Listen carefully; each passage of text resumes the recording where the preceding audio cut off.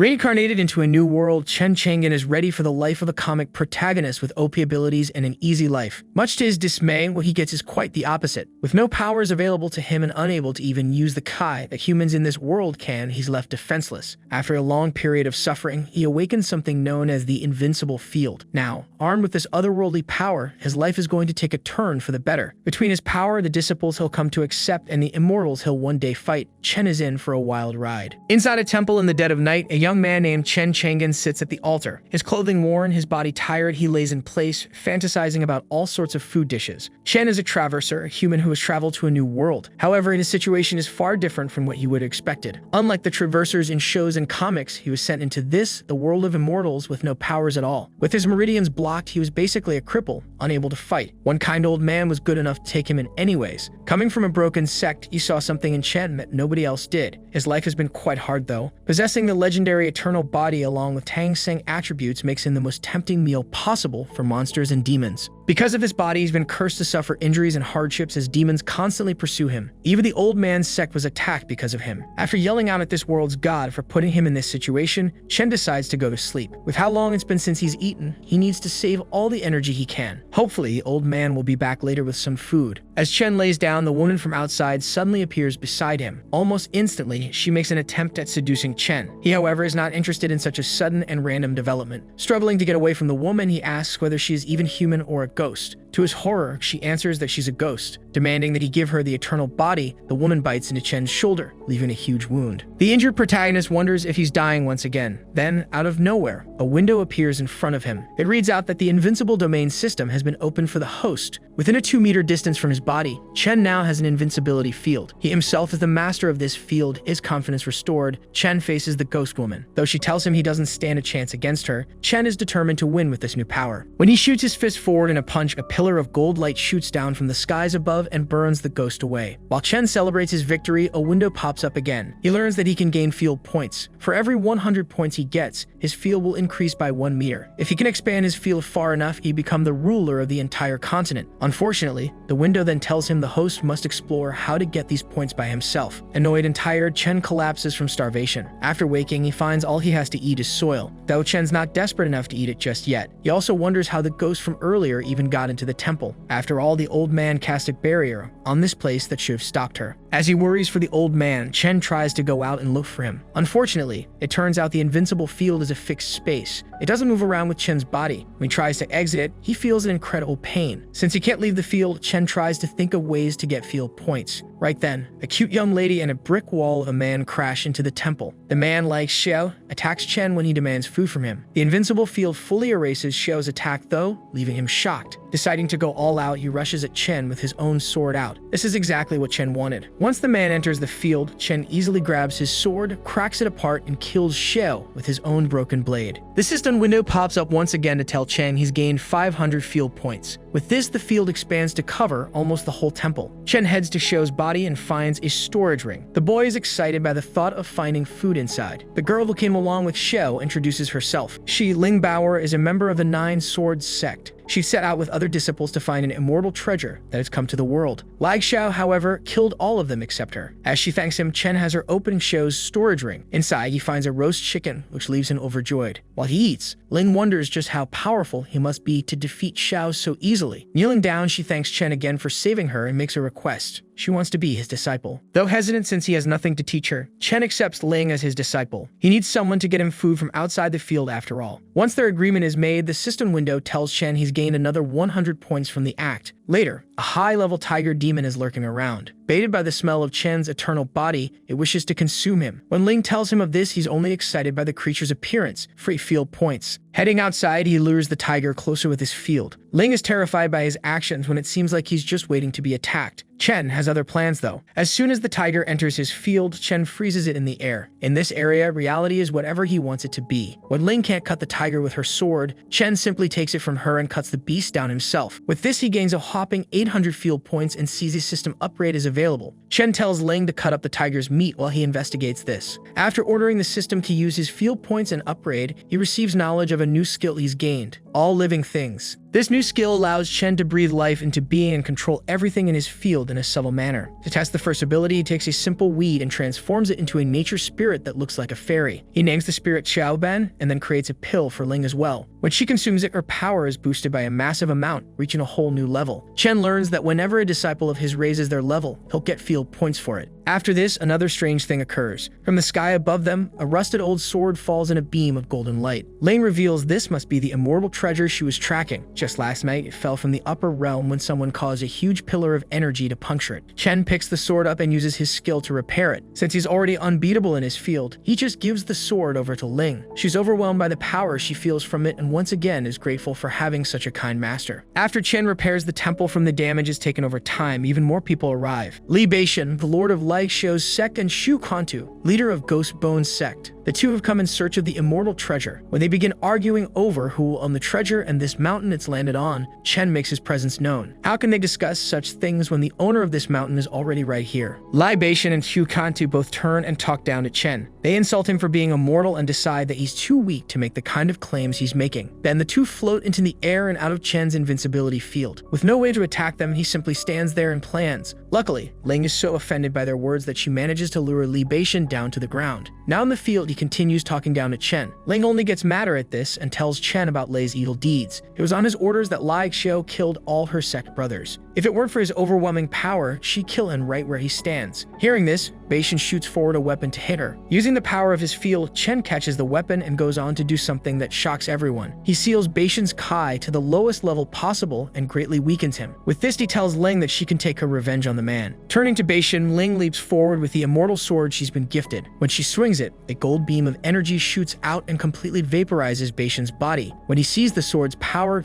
Hu Kantu schemes to steal it away from Ling while she's distracted. However, a single look from Chen reminds him he'll die if he makes a move right now. As the ghost sect flees and Ling shoots them down, Chen learns that he gets the field value of her kills. With these latest kills, his field is increased to 22 meters. Ling asks him to kill the ghost sect, since they practice very evil techniques. Desperate to live, Hu kneels down and begs for mercy. He orders his sect to bow as well. Chen sees through this act though and cuts them all down right as they try to surprise attack him. Hu alone manages to get away and flee. Ling worries about how he'll spread the events of today and send more powerful enemies their way, but Chen simply smirks at this. After the battle with the other sects, Chen worries for Ling. Outside his field, he has no way of protecting her. He must make her stronger so she can handle herself. To do this, he thinks of a shortcut. The same way he created the spirit Xiaoban, he should be able to turn Ling into something stronger as well. Taking her to an open area, he has her concentrate while he tries to control her energy. The whole process ends up looking and sounding a lot more inappropriate than it should, but it does eventually come to a pause. If Chen sends any more of his energy into her, Ling's own will burst. Though it hurts a lot, Ling powers through Chen's technique. She remembers the words of her father, the leader of the Nine Swords sect, and draws courage from him. When the process is finally completed, Ling has reached a level far beyond what she possessed before. With her new power, she's at the same rank as Li Beishan. As Chen praises his disciple for her newfound power, a trio of demons arrive at the temple. The demon kings, Hong Yi, Tuba Yi, and Snake Inverse. The three fight each other over who will get to take this incredible girl, Ling Bauer, as their disciple. Since their fight is going nowhere, they decide to make offers to Ling and let her choose one of them. Though their offers are all tempting, Ling refuses, saying she already has a master who she's sticking with. When the demon kings look at Chen, they think he must have deceived Ling somehow. After all, he seems far too weak to be her master. Stepping forward, Tuba Yi challenges Chen to a battle. The bull demon flies at Chen, ready to blow him away. But when he hits the boy, all the demon kings are shocked to see he hasn't even flinched from the attack with just one finger. Chen hits Tuba with a devastating attack and defeats him. Seeing just how easily their rival was beaten, Hong Yi and Snake Inverse kneel down in submission. As an apology, Snake offers him the item he tried to tempt Ling with, an immortal fruit. When Chen asks his origins, Snake explains that the original immortal fruit tree was taken away by the great immortal. This fruit is the only one of its kind left in the lower world. Chen takes the fruit and gives it to Ling. He tells her to eat it and give him the core once she's done. Ling eats the fruit and gets a gigantic boost in her body's immortal content. When she gives the core to Chen, he drops it into the ground. The demon kings try to tell him that the conditions for an immortal fruit tree's growth are very strict. As they're talking, Chen's powers make the core instantly sprout into a whole tree. After this, all three demon kings become Chen's disciples just like Ling. As a reward for joining him, Chen performs the same process he did on Ling which attracted them here. Using all living things yet again, he raises their levels even further than what they already were. Once the process is completed, Snake brings out a talent stone to test their levels. For each of the demon kings, the stone turns black when they channel their energy into it. This means they're all at the 8th level of their rank now. Before this, they were at the 6th level. Next, they let Ling do the test as well. In her hands, it goes all the way to turning gold, the color of the 9th and highest level. Immediately after, its color disappears completely. While the others are confused, Snake offers an explanation. Ling must have risen above their rank into the realm of immortals. To celebrate their fellow disciples' rise to the immortal rank, Snake in verse suggests getting a dragon turkey king for dinner. After hearing of how delicious it's supposed to be, Ling asks Chen to let her go get it. With his blessing, she heads out. On her way back with the turkeys in hand, Ling is ambushed by none other than Qiu Kantu. Alongside him are 2 other members of the Ghost Bones sect who are far stronger than even him. Ling decides it's best to retreat for now and tries to flee back to Chen's temple. As she flees, Qiu hits her with a great attack. Luckily for Ling, the immortal sword which she wields is able to defend her on its own. Surprised by the girl's capability at such a young age, Qiu's allies order him to kill her. Back at the temple, Chen and the demon kings are passing their time with a board game. While playing, Hong Yi senses Ling's energy suddenly getting weaker. She doesn't know if she should say anything or not since Chen seems quite calm. She wonders if he's letting her fight to test her. Back with Ling, she's crushed to the ground by a huge palm made of energy. This is from a cloaked woman who has appeared at the Ghost Bones sect member's side. As she tries to take the immortal sword, it flies away from the area and she chases after it. Meanwhile, Ling is defenseless against Qiu. Walking up to her, he raises his hand. Suddenly, blood splatters all over the floor. The 3 demon kings have arrived to save Ling. With Qiu's blood dripping from her nails, Hong Yi goes to Ling's aid. She lifts her up and explains how furious Chen was when he learned of what's happening to her. He ordered the 3 of them to come kill everyone who laid a hand on her, his most precious disciple. When Hong tries to heal her, Qiu starts boasting about how Ling is under his soul-devouring spell. Without his help, she'll die. Unfortunately for him, Snake knows a lot of the Ghost Bones sex abilities. The truth is, as long as the spellcaster dies, the spell will be broken as well. Now afraid, Qiu tells them his sect's supreme elders are here with him. They can't just attack them. At these words, a yell is heard coming from the mountain above. Megaphone in hand, Chen screams out that those who touch his people must die. An epic battle between the Demon Kings and Ghost Bones sect begins. Meanwhile, Chen despairs at his inability to protect Ling. This is just like in the past when those around him were hurt by the monsters who wanted to eat Chen. He has to find a way to protect those he cares about down in the battlefield. Qiu finds the immortal sword stuck in the ground. Deciding to finish this sneakily, he takes the sword and heads over to where the injured Ling lays. Watching everything from above, Chen sees this and springs into action. With a mighty leap, he flies off his mountain straight towards Ling and Qiu. When Chen flies towards Qiu screaming in rage, the immortal sword breaks free from his grip. It flies over to Chen and transforms into a gauntlet that covers his hand and forearm. Surprised but also grateful, Chen rushes at Qiu with this new weapon. Punching forward with the gauntlet, a single blow from Chen completely destroys Qiu's body. Chen hurries up and takes Ling back to the temple. There he heals her and apologizes for not saving her sooner. A bright light from elsewhere alerts the two to how intense the battle of the Demon Kings and Ghost Bones sect has gotten. Chen steps in and proceeds to literally step on one of the elders' head after smacking her into the ground. Still furious at what they did to Ling, he turns to the other 2 elders and invites them to attack. At first, they think of fleeing. Just then, Qiu's soul appears in front of them. After becoming a bodiless soul, he was able to smell the eternal body of Chen. When he tells the elders about this, they decide to go on and beat Chen so they can steal it. Chen simply stares up at them with a savage smirk on his face. They can come at him as hard as they like, he'll destroy them all. A burst of the eternal body's smell shoots out from Chen. Lured by it, one of the elders flies in his direction, confident in his power to kill him. Chen simply puts up his palm and grabs the man by his face once he gets close enough. With a rock-hard grip on the man's face,